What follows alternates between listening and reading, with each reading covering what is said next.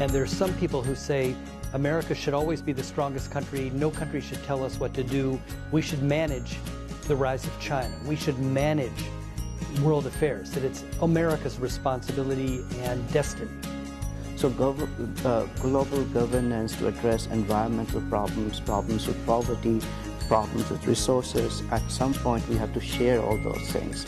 And that's why global governance is better than one country or two countries governing the entire world. We have a common destiny, and I believe we must address it and also must do something about it.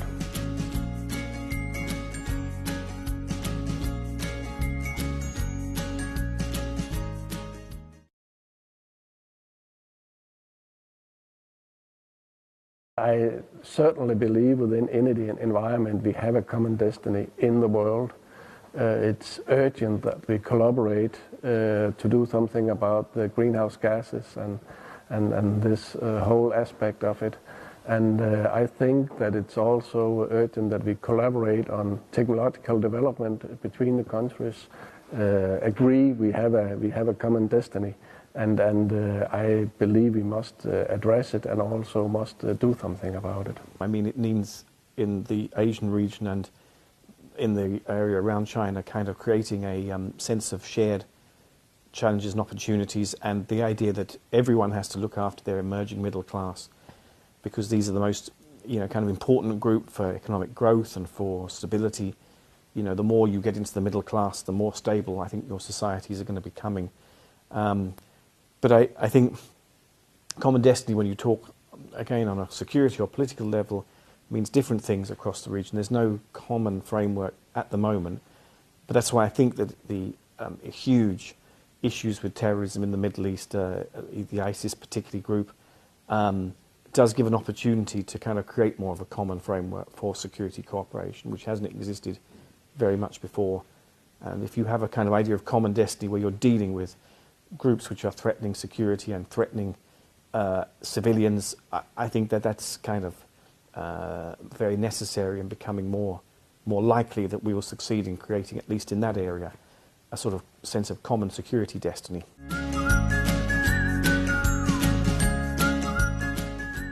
Well, I think that China recognizes that China's a huge country, but what happens in China influences countries in the region and the whole world. And that therefore we do have, as human beings, we have a common destiny. And we have to continue to be aware of other people. And there's some people who say America should always be the strongest country. No country should tell us what to do. We should manage the rise of China. We should manage world affairs, that it's America's responsibility and destiny. But what you have is China and other countries saying, no, we're all here. We all should participate in solving global problems. It's not just you as sort of Lao Da or Lao Da Ge to make these decisions. So I think that I think the idea of a common destiny calls attention to the fact that we're all in this together. We're all on this planet. We can't all suddenly go to Mars to solve problems and to get away from it. And so that, I think that it's a good idea. So the idea of global governance is very different, because we live in a very interconnected and interdependent world.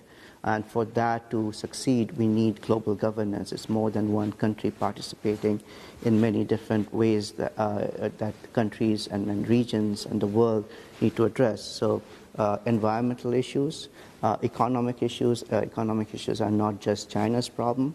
It's a problem of different countries as well. Poverty is not just China's problem.